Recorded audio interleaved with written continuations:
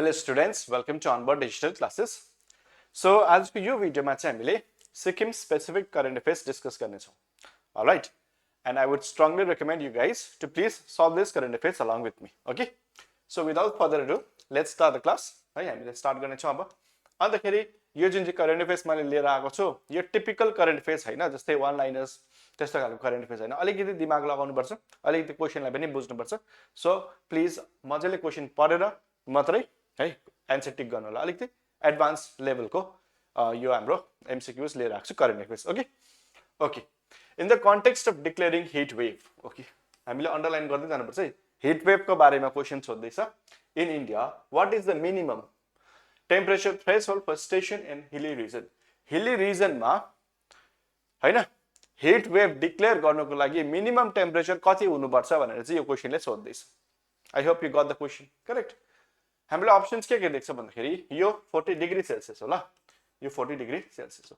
यो यसरी डिग्री लेख्नु सकेन किनभने प्रिन्ट मिन्स जुन चाहिँ टाइप गर्दाखेरि माथिपट्टि डिग्री यसरी आएन. Okay so there are some flaws. Anyway 40 degree Celsius भन्दा बेसी हो कि 30 डिग्री सेल्सियस भन्दा बेसी हो कि यो सबै डिग्री सेल्सियस होला. Degree Celsius. Okay 37 degree Celsius भन्दा मोर हो कि या त 45 डिग्री सेल्सियस भन्दा मोर हो. हिली एरियाजमा सो देख्छ. ओके हिली रिजनमा. So please try and answer the question. यसको करेक्ट आन्सर के हुन्छ? यसको करेक्ट आन्सर हुन्छ यदि हिली एरियामा 30 डिग्री सेल्सियस भन्दा बेसी भयो भने टेम्परेचर हामीले हिट वेभ कन्सिडर गर्छौं. ओके एक्सप्लेनेसनमा पनि तपाईलाई मैले दिएको छु. Minimum temperature threshold for heat wave are hilly रिजनमा कति हो? एटलिस्ट 30 डिग्री सेल्सियस हुनुपर्छ. कम से कम पनि 30 डिग्री सेल्सियस. वेयरएज कोस्टल स्टेशन्समा 37 डिग्री सेल्सियस भन्दा अधिक भयो भने अनि प्लेन्समा 40 डिग्री सेल्सियस भन्दा अधिक भयो भने यो एडिशनल इन्फर्मेसन पनि हजुरलाई जान्नु पर्छ. Alright moving ahead to the next question. Again मैले भने टिपिकल क्वेशन छैन, अलिकति स्ट्यान्डर्ड क्वेशन्स छ है. त्यही भएर क्वेशन चाहिँ अलिक मजाले पढ्नु पर्छ है. ल which of the following describes any hour growth quadrangle as proposed during the frontier state development workshop. Understood? त्यहाँ एउटा any hour growth quadrangle propose गरेको थियो. कहाँ भन्दाखेरि फ्रन्टियर स्टेट डेभलपमेन्ट वर्कशपमा. ओके अब यो भनेको चाहिँ के हो भनेर सोध्दैछ. Uh 4 state security pact between Sikkim, Arunachal Pradesh, Nagaland and Assam. Okay uh transport network connecting Sikkim to South China Sea. Okay यो त हामीले एलिमिनेट नै गर्न सकिहाल्छ. सिक्किम र साउथ चाइना सी को के रिलेसन छ? ओके के रिलेसन छैन. अप्सन नम्बर बी त डाइरेक्टली एलिमिनेट भयो है. Option number C, a framework covering Bangladesh, Bhutan, Myanmar, Nepal and Northeast region. Okay, यहाँ Northeast region छ. सिक्किम पनि पार्ट अफ Northeast region हो. यो हामीले सही मान्न सक्छौं. यहाँ पनि सिक्किम छ. सो यो पनि सही मान्न सक्छौं हैन. A specific agricultural zone for the production of organic cardamom and ginger. अब कार्डमम अनि जिन्जर यो पनि सिक्किम सेन्ट्रिक नै हो हैन. हामीलाई थाहा छ कार्डमममा सबभन्दा बेसी प्रड्युस गर्ने स्टेट कुन चाहिँ हो भन्दा सिक्किम हो. सो अब कन्फ्युजन भयो यो तीनटामा हैन. यो त हामीले अलरेडी एलिमिनेट गर्यौं अनि यो. सो जबसम्म यस्तो खालको क्वेशनमा हामीलाई एक्युरेसी हुँदैन तबसम्म यस्तो खालको क्वेशन्सहरु हामीले नर्मली स्किप गर्नुपर्छ. तर यसको करेक्ट आन्सर चाहिँ के हुन्छ त भन्दाखेरि अप्सन नम्बर सी हो. ओके यो NER north east region growth quadrangle चाहिँ के हैन, यो चाहिँ एउटा फ्रेमवर्क हो. त्यसले कभर गर्दैछ बंगलादेश, भुटान, म्यानमार, नेपाल अनि नर्थ ईस्टर्न रिजनलाई. अब यसको बारेमा एडिशनल इन्फर्मेसन हजुरहरूले यहाँ पढ्न सक्नुहुन्छ. ओके यो म पीडीएफ जुन चाहिँ छ तपाईहरुले है, तपाईलाई त थाहै छ कति जनाले पर्चेस गर्नुपर्छ, तपाईले पढ्न पनि सक्नुहुन्छ है. यो चाहिँ यसको बारेमा चाहिँ यो के हो भन्दाखेरि स्ट्रेटेजिक फ्रेमवर्क हो. यो फ्रेमवर्कलाई प्रपोज गर्ने मान्छेको नाम के हो त भन्दाखेरि उहाँको नाम हो महेन्द्र पी लामाजी. उहाँ को हुनुहुन्छ भन्दाखेरि chief economic adviser to the government of Sikkim हुनुहुन्छ. ओके अब यसको बारेमा सबै डिटेलमा मैले लिएर आएको छु. यसको बारेमा पढ्न सक्नुहुन्छ. Okay alright moving ahead to the next question. Question number 3. What is the specific clinical criteria regarding the core body temperature for a diagnosis of a heat stroke? Again heat stroke को बारेमा अझै एउटा question आयो हैन. Specific clinical criteria के हो त?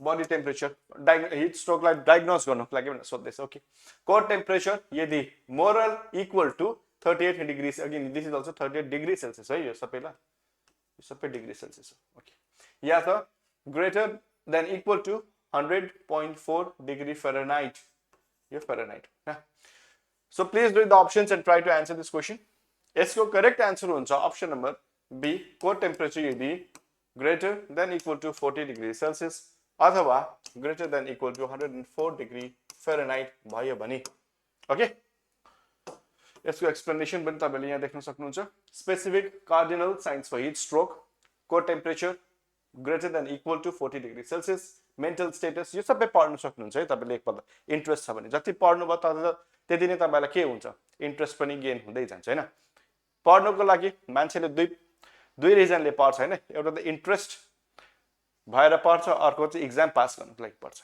Exam pass गर्नको लागि पढ्नुको लागि हो भने तपाईले दिस इज सफिसिएन्ट तर तपाईकोमा इन्ट्रेस्ट छ भने you can go and study about this also additional information पनि पाउँछ के जान्नु भोलिको दिनमा क्वेशन यहाँबाट फ्रेम पनि हुन सक्छ डाइरेक्टली क्वेशन फ्रेम नभएर right so everything is interconnected everything is linked right heat एक्जॉस्टनको बारेमा पनि छ सबै बारेमा मैले प्रोवाइड गर्दैछु तपाईहरु पढ्न सक्नुहुन्छ है त which organization is identified as a technical nodal agency by the Ministry of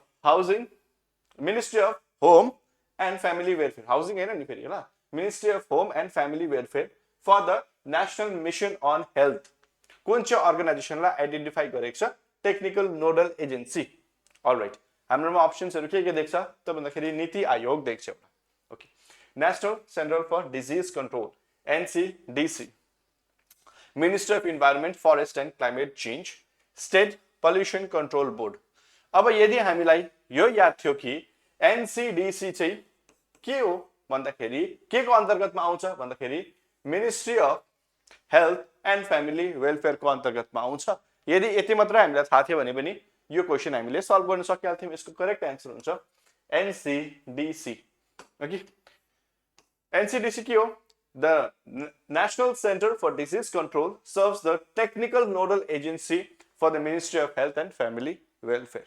NCDC के हो एउटा नोडल एजेन्सी हो okay Ministry of Health and Family Welfare को अनि यसको स्थापना किन भएको थियो त भन्दाखेरि specifically for the proposed national mission on health national mission on health को लागि अब नेशनल मिशन अन हेल्थ को बारेमा यहाँ तपाईले डिटेलमा पढ्न सक्नुहुन्छ okay moving ahead to the next question question number 5 what is the significance risk identified for alpine ecosystem भनेको त हजुरहरुलाई थाहै छ हैन alpine ecosystem माथि हैन हिल को माथि सबभन्दा टुप्पोमा ecosystem in Sikkim due to climate change very interesting question again यो क्वेशन सजिलै छ अलिकति मजाले पढ्नु पर्छ तर के रे अप्सन चाहिँ a reduction in solar radiation due to thicker forest canopies okay यो त क्वेशन को जुन चाहिँ डिमान्ड छ त्यसलाई नै मिट गर्दैन हैन थिकर फरेस्ट क्यानोपीज भनेको छ solar radiation no it does not meet the demand of the question correct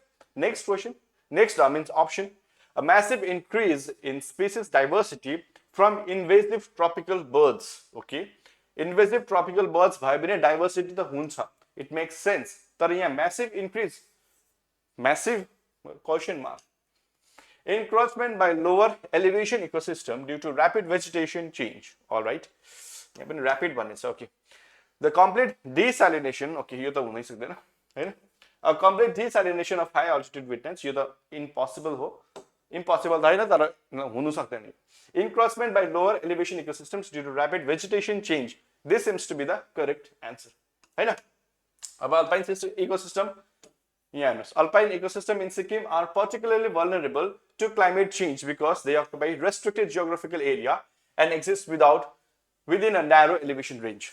हैन त्यही भएर चाहिँ के हो because alpine ecosystem have no way to go कहीँ पनि जाने उनीहरुकोमा ठाउँै छैन नि त हैन त्यो एउटा इकोसिस्टम डेभलप भइसकेको छ अब कहाँ जानु र त्यही भएर चाहिँ के हुन्छ once lower elevation vegetation upward जानु थाल्छ नि begins to shift upward, the rapid change in climate threatens to diminish or entirely replace these specialized habitats.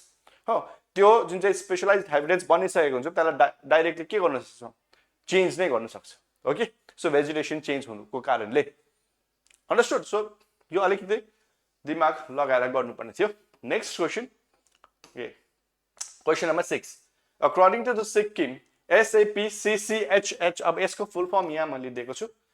Sikkim State Action Plan and on Climate Change and Human Health. Okay, यो डल्लै full form हो यसको.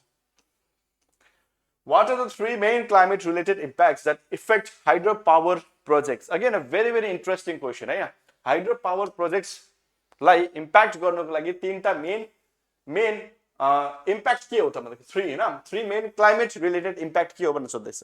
Understood? Okay. Increased humidity. Okay. अहिले हामीले देखेको छौं सिक्किममा humidity increase हुँदैछ. ओके. Insect outbreaks चिकनगुनियाको केसेसहरु हामीले देखेको छौं हैन. मलेरियाको soil nutrient loss पनि हुँदैछ. Yes. Seems to be correct. Solar interference, changes in wind speed and forest fires. Forest fires हामीले सिक्किममा देखेको छौं. Wind speed मा changes हुन सक्छ. Solar interference probability, right? Urban migration, yes, urban migration हामीले थुप्रो देखेको छौं. Population density पनि देखेको छौं बढ्दैछ. Municipal waste levels पनि increase हुँदैछ. So, okay. Changes in discharge, increase extreme climate events and higher sediment risk. So, what do you think the answer to this question? के हुन सक्छ त? Please try and answer. I am going to give you some time to read this question, okay? Very interesting question. के हुन सक्छ यसको answer भन्दाखेरि यसको आन्सर हुन्छ option number D, that is changes in discharge, increase extreme climate events and higher sediment risks. अब यो चाहिँ फाइन्डिङ कसको हो त भन्दाखेरि सिक्किमको SAPCCHH मा हेर्नुस्. According to the Sikkim State Action Plan on Climate Change and Human Health, hydropower is critical sector for the state, but it is highly sensitive to climate shift. उनीहरुले रिजनिङ पनि दिएको छ. Hydrology is directly linked to the local weather condition, specific temperature and precipitation on the rivers catchment area. Okay, climate change can alter patterns. यो सबै findings हो है ल, leading to the change in available discharge यहाँ एकदम mention गरेको छ. So that is the reason why यहाँ माथिपटि के भनेको छ, changes in discharge. किनभने यो डाइरेक्ट फाइन्डिङ्स मा छ. हुन त इनहरु पनि पोसिबिलिटी इम्प्याक्ट हुन सक्छ क्लाइमेट चेन्ज को, राइट? तर यसको फाइन्डिङ्स को अनुसारमा के छ त भन्दाखेरि climate change can alter these patterns leading to change in the available discharge. Okay, because hydropower relies on consistent water flow, this fluctuation directly influence the economic and financial viability of the project. Understood? Okay, next question. Question number 7. Replacing incandescent bulbs with LED lighting in healthcare facilities is estimated to result in what percentage of energy consumption reduction? हामीलाई यदि हामीले incandescent bulbs लाई LED बाट replace गर्यौं भने कति percentage हाम्रो energy save हुन्छ? 95%, 50%, 75% and 25%. What do you think the answer to this question will be? यसको करेक्ट आन्सर हुन्छ ऑप्शन नम्बर सी, 75%. ओके, यहाँ हेर्नुस् इम्प्लिमेन्टेसन टार्गेट्स राखेको छ सिक्किमले. Sikkim State Action Plan on Climate Change and Human Health, again, हैन, SAPCCHH has set specific targets for LED installations from 2022 to 2027. यो जुन चाहिँ 5 इयर को पिरियड छ यसमा एउटा टार्गेट राखेको छ. यो टार्गेट को अन्तर्गत the plan identifies east, west and south districts as priority areas for these upgrades. Okay, with the goal of achieving 100% coverage in identified health facilities by the end of 5-year period. Okay, all right. Number 8.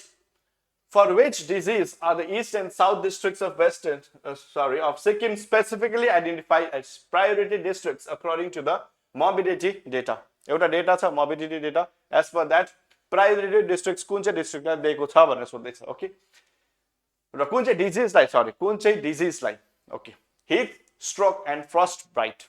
Okay, malaria, dengue and chikungunya, chronic malnutrition and sea level. यो त does not make sense, right? Sea level rise issues, यो त होइन नि. Okay, काला अजर and filaria only, यो त वर्ड छ नि, यो एक्सट्रीम वर्ड छ. अगेन एक्सट्रीम वर्ड्सले के गर्दैछ, यो स्टेटमेन्टलाई नै इनकरेक्ट बनाउँदैछ. अब हामीले चुज गर्नु पर्यो यो दुईटाको बीचमा, हैन? के थियो भन्दाखेरि यसको आन्सर हुन्छ priority districts as per the morbidity data.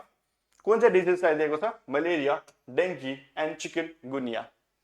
Okay, And why this priority districts किन east र south districts लाई prioritize किन गरेको छ यहाँ तपाईले पढ्न सक्नुहुन्छ. Alright, sorry, यहाँ पढ्नु सक्नुहुन्छ, एकपल्ट पढ्नु होला किन दिएको हो priority भनेर. Okay, question number 9. The SNA Spurs module implemented by the State Finance Department in March 2025 serves which primary purpose? Okay, tracking agricultural subsidies, establishing a just-in-time treasury management system, monitoring the regularization of Group C employees, and providing digital identity cards to students. Please try and answer this question. Yes, correct answer is option number B. That is establishing a just-in-time treasury management system.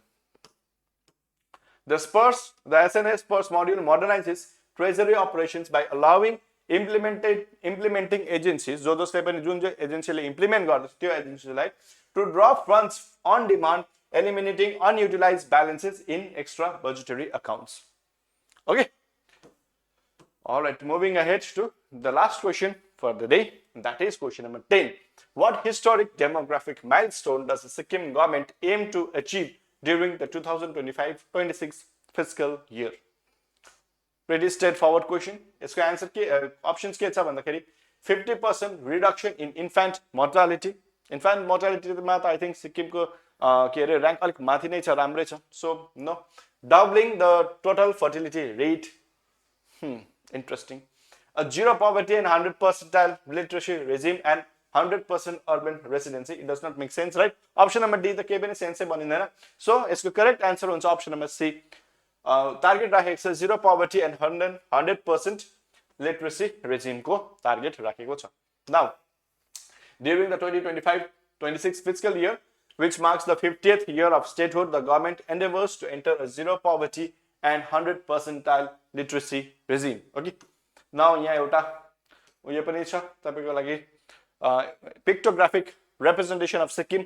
त्यसमा के भनेको छ भन्दाखेरि Sikkim a model for sustainable progress, prioritizing green initiatives लाई पुरा बेसी प्राथमिकतामा राख्छ सिक्किमले हैन, and economic powerhouse, 85% GDP growth 2013 ने इनको बढ्दैछ 2024 सम्म. Okay, GDP growth rate. Per capita income भारतमा सबैभन्दा बेसी per capita income सिक्किमको स्टेटको मान्छेहरुकोमा छ, right? So you don't rely on these numbers. Your numbers are त्यति बेसी accurate हुँदैन. Okay, don't rely on these numbers.